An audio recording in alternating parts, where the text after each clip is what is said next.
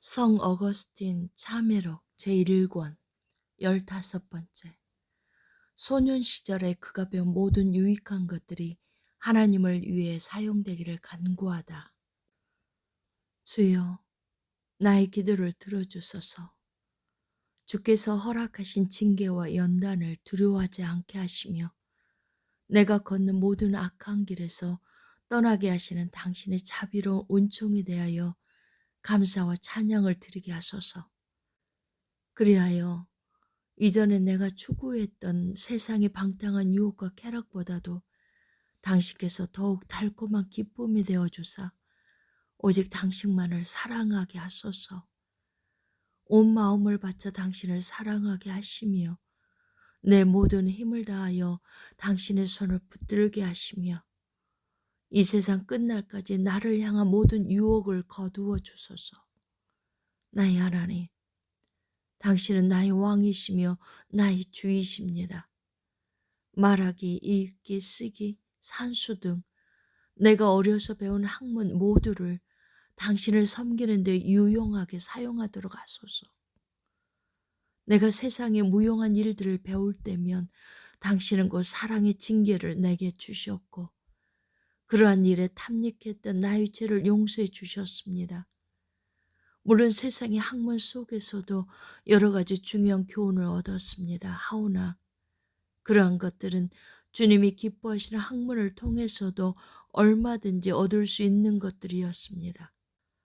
이 길이야말로 소년들이 걸어가야만 하는 안전한 길입니다. 16번째. 그는 청소년 교육 방법에 불만을 느끼며 시인들이 꾸며낸 신화의 위험성을 지적한다. 화 있을진저 인간 관습의 거센 경류여 누구라고 감히 너에게 대적할 수 있겠느냐. 언제나 거침없이 도도히 흐르는구나. 그 넓고 무서운 세상의 경류는 모든 하와의 자손들을 깊고 무시무시한 태양 속으로 송두리째 삼켜버렸고 심지어 십자가 표적을 지닌 이들도 이를 건너기가 어렵고 힘이 듭니다. 나도 이 세상의 경류 속에 휩쓸려 뇌성 병력을 치고 나눠 가늠하는 유피테르에 관한 이야기를 읽었습니다. 물론 유피테르가 두 가지 일을 동시에 할 수는 없습니다. 그는 한편으로는 천둥을 치는 척하면서 다른 한편으로는 간음 사건을 저지른 것입니다. 오늘날 권위에 있는 학교의 교사들은 다음과 같은 이야기를 심각하게 경청합니다. 이것들은 호메로스의 작품들로서 그는 인간의 속성들을 헬라의 신들에게 부여했습니다. 오히려 헬라 신들의 신적 속성을 인간들에게 부여했으면 좋았을 터인데 말입니다. 이러한 그의 이야기는 다음과 같이 말하는 것이 더 솔직할 것입니다. 확실히 이것들은 호메로스의 작품들입니다.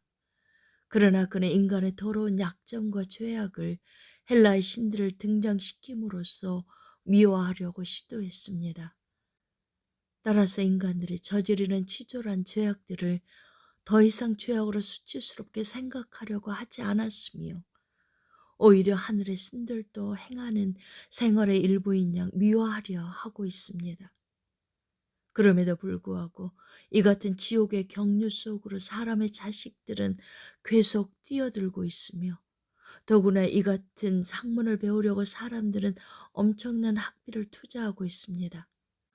이러한 학문은 공공연한 인기를 누리고 있으며 이를 가르치는 교사들에게는 종교 봉급 이외에 특별 수당까지 지급해야 한다는 법조문이 명문화되기에 이르렀습니다.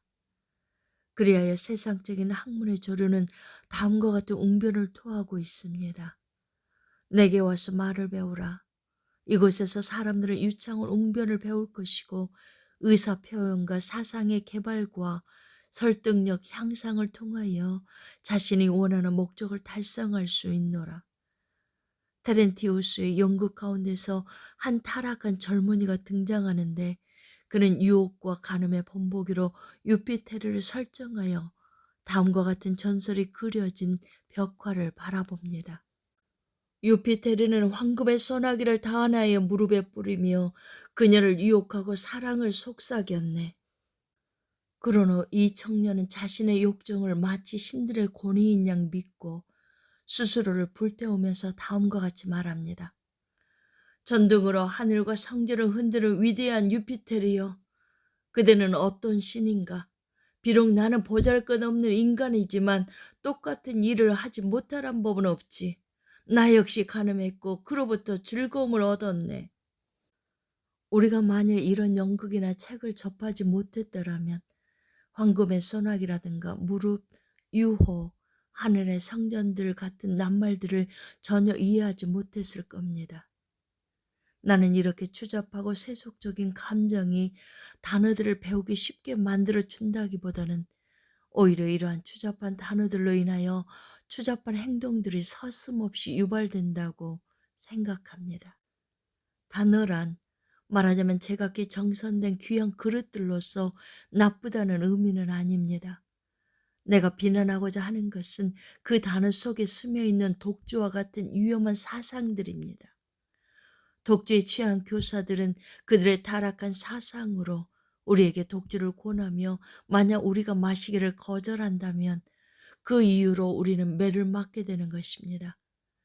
거기에서는 분별 있는 이성이나 재판관에게 호소할 수 있는 기회도 주어지지 않습니다. 그러나 하나님, 이 불쌍한 자식은 그러한 세상 학문에 쉽게 젖어들었고 깊이 심취했을 뿐만 아니라 그러한 방면으로 가장 장래가 촉망되는 소년이기도 하였습니다. 17번째, 청소년들에 대한 문학 과목 교육 방법이 부적절함을 계속 지적하다. 오 나의 하나님, 재능에 관하여 고백할 것이 있습니다. 오 나의 하나님, 재능에 관하여 고백할 것이 있습니다. 주님은 나에게 천부적인 재능을 주셨건만 나는 그것을 얼마나 어리석은 일에 낭비해버렸는지 모릅니다. 어느 날 선생님은 학생들에게 어려운 숙제를 내주셨습니다. 잘하면 칭찬을 받으나 잘못하면 수치에 아울러 매를 맞게 되는 두려움이 있었습니다. 트로이 왕을 라틴 왕국에서 축출하기로 원했던 여인 유노가 자신의 무능력을 슬퍼하며 분노하는 마음을 라틴 왕국에서 트로이 왕을 축출하라는 제목으로 연설문을 작성하여 웅변으로 표현하는 것이었습니다. 물론 유노가 작성해 놓은 연설문은 없었습니다. 우리는 다만 이와 관련된 시나 소설, 산문 등을 읽어가며 그녀가 표현하고자 하는 사상을 유출했습니다. 따라서 윤호의 성격과 위험을 잘 표현하면서 그녀가 지녔던 열정과 분노와 슬픔을 가장 감동적으로 연출해야 하고 그가 나타내고자 하는 의도를 가장 적절한 문장으로 유려하게 표현해야 많은 칭찬을 받게 되는 것이었습니다.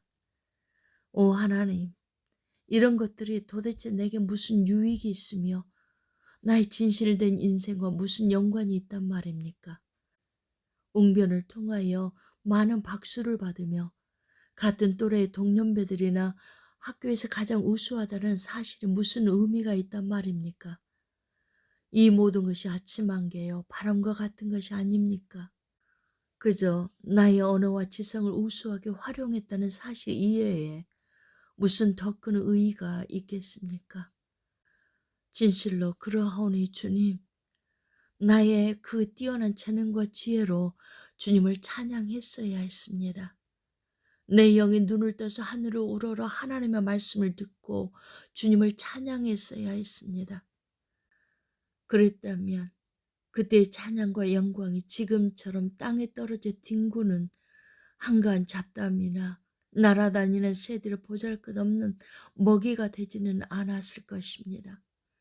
왜냐하면 인간이란 타락한 천사들의 제물이 될 가능성이 얼마든지 있기 때문입니다. 아멘.